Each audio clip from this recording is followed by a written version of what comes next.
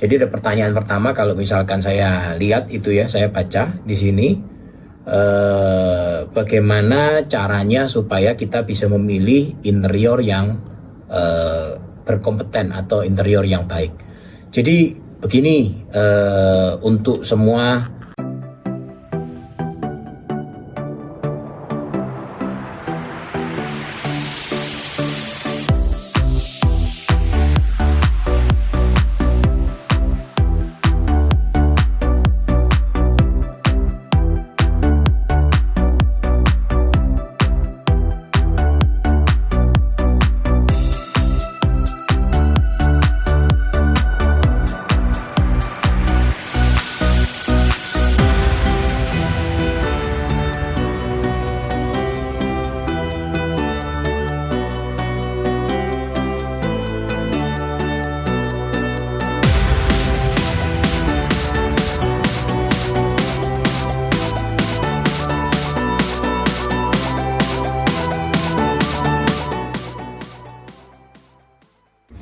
Ya, selamat pagi rekan-rekan semua.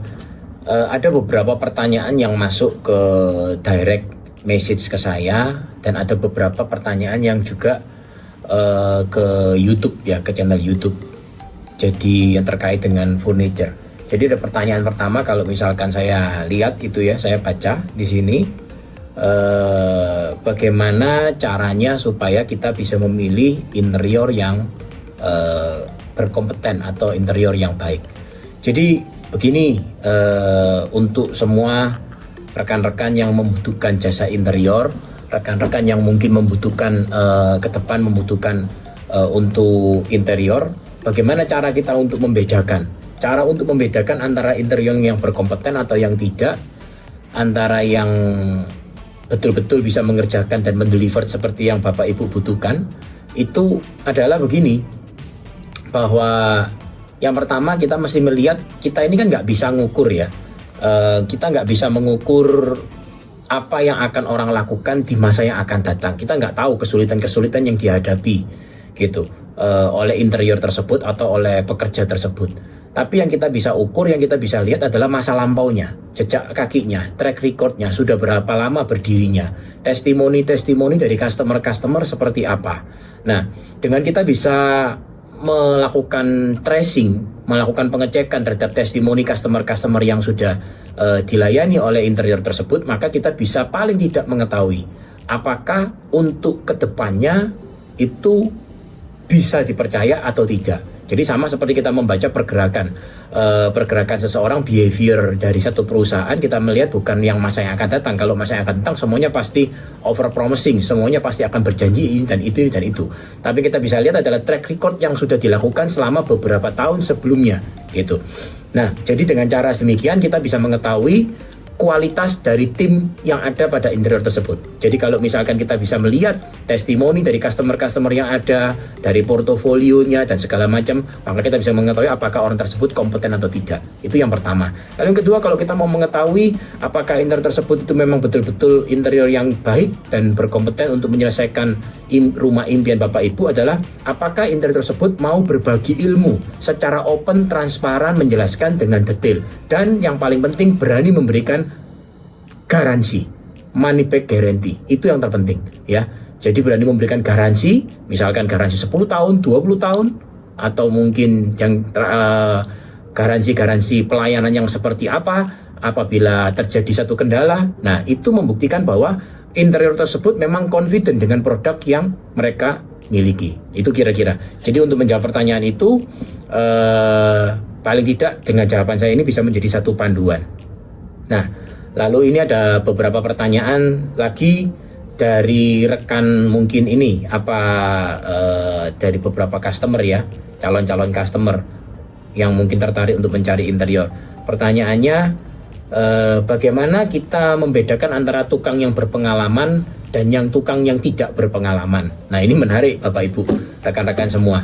Untuk membedakan antara tukang yang berpengalaman dan tukang yang tidak berpengalaman itu sebetulnya sederhana saja ya. Kalau saya ngomong dengan bahasa yang agak bercanda, tukang itu ada 3 macam, rekan-rekan semua Bapak Ibu. tukang itu ada 3 macam. Yang pertama itu tukang betulan, yang memang tenaga profesional, tenaga ahli beneran, yang memang ini betul-betul tukang ini sudah terbukti mampu, kerjanya serius, cepat, bagus, rapi, gitu kan. Memang ini tukang betulan, tukang profesional, betul-betul ahli, tenaga ahli. Dan ini memang jauh lebih sedikit dibandingkan dengan tukang-tukang yang berikutnya yang akan saya sebutkan. Nah, ini tukang yang pertama, tukang yang profesional, tukang yang ahli, tukang yang beneran, kira-kira seperti itu. Nah, tukang yang kedua, ya, tukang yang kedua ini adalah tukang ini bukan tukang betulan, gitu kan? Separuh tukang, ngakunya tukang, gitu kan? Jadi bukan tukang tapi ngaku tukang, gitu kira-kira. Skillnya nggak ada, ya kan? Tapi ngakunya tukang, separuh tukang, mungkin tukang apa, tapi ngakunya tukang yang misalkan tukang kayu, tukang finishing, tukang marmer, tapi sebetulnya bukan tukang, gitu kan? Tukang-tukangan kalau orang bilang, gitu kan? Tukang-tukangan atau bukan tukang yang sesungguhnya.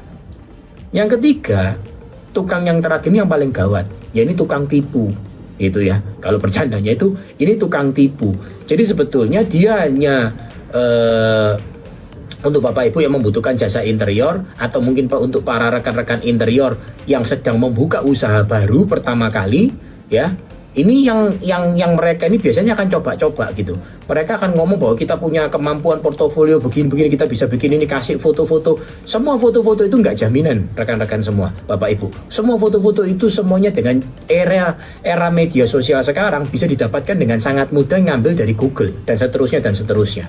Jadi biasanya mereka ini over promising. Wah, kok kalau ngomong pokoknya gampang, pasti bisa, aman, tak kendalikan, begini dan seterusnya. Dan hati-hati dengan tukang yang seringkali mereka ini kasbon atau meminta bayarannya itu melampaui opnam yang dilakukan pada setiap minggunya, pada setiap hari Sabtu, ya.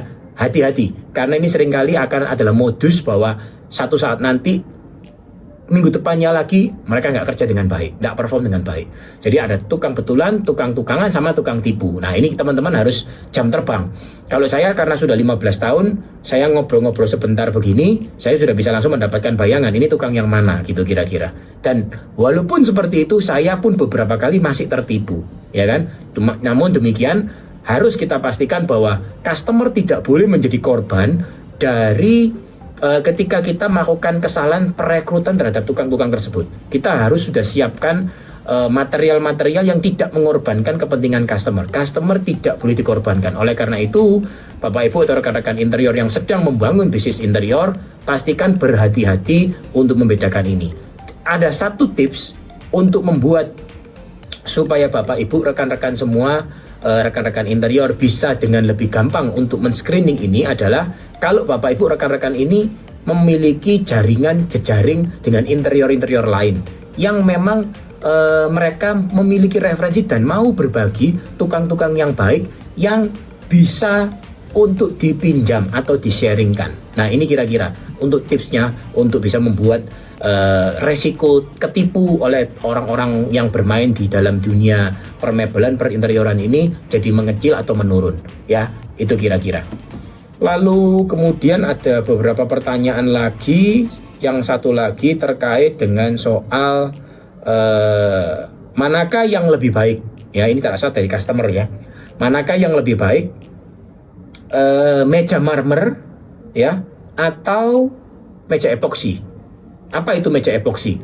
Nah, meja epoksi itu satu meja top table, ya, top table yang menggunakan cat berbahan dasar epoksi. Sebetulnya ada plus minus dari penggunaan dua barang ini. Kalau meja top table-nya marmer, itu biasanya motif-motif alamnya jauh lebih cantik, lebih beragam, lebih indah. Dan itu seringkali tidak bisa dikejar oleh orang-orang yang biasa melakukan pembuatan top table dengan cara epoksi, ya, nggak bisa. Karena alam itu biasanya motifnya bisa cantik banget dan harganya pun juga premium itu. Tetapi ada kelemahan dari meja marmer yang asli alam ini, entahkah marmer itu dari Italia atau mungkin dari India atau dari mana. Ada satu kelemahan yang sama baik itu marmer maupun granit, mereka ini berpori, Bapak Ibu, rekan-rekan semua.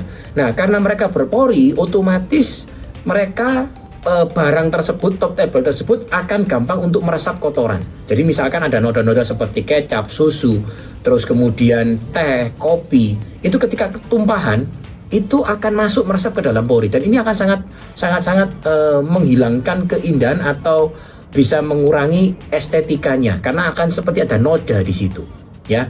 Nah, sedangkan untuk top table yang terbuat dengan bahan dasar epoksi, ya, epoksi itu lebih punya keunggulan. Keunggulannya adalah dari sisi yang pertama adalah yang pasti dari sisi chemical resistance-nya, kemudian dari sisi ketahanan terhadap benturan, ketahanan terhadap panas, terus kemudian punya ketahanan terhadap chemical resistance yang saya katakan terhadap chemical rumah tangga, misalkan seperti tadi kecap, susu, kopi, teh, terus kemudian benda-benda yang lain yang bisa menjadi mengurangi keindahan warnanya. Ini dia lebih tahan, ya, dan sangat mudah untuk maintenance-nya.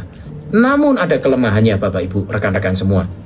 Kelemahannya adalah bahwa yang mengaplikasikan epoksi ini bergantung pada skill aplikatornya untuk menghasilkan satu motif tertentu. Jadi nggak semua motif yang ada di marmer alam bisa ditiru, dicontoh, digunakan dalam bentuk epoksi, ya, karena tim atau orang yang ahli untuk membuat itu juga ibaratnya nggak banyak, gitu kira-kira. Jadi itulah beberapa pertanyaan-pertanyaan yang sudah saya jawab di dalam video saya ini. Semoga ini bisa menjadi satu jawaban untuk rekan-rekan semua dan membantu untuk teman-teman yang membuka usaha interior, ya, agar tidak sampai mengalami kesalahan-kesalahan yang fatal. Yang terpenting adalah rekan-rekan semua tetap selalu semangat, selalu mau berbagi dengan orang lain, dan selalu komitmen untuk kita itu mau belajar dan belajar dan belajar. Maka saya percaya kita semua akan bisa bertumbuh menjadi lebih baik dan lebih baik. Customer satisfaction nomor 1. Sometimes kita harus kadang rugi, it's okay, nggak apa-apa. Dan jujur dan mau berbagi selalu senantiasa. Ya, itu aja. Terima kasih. Semangat pagi buat kita semua. Tuhan memberkati kita semua.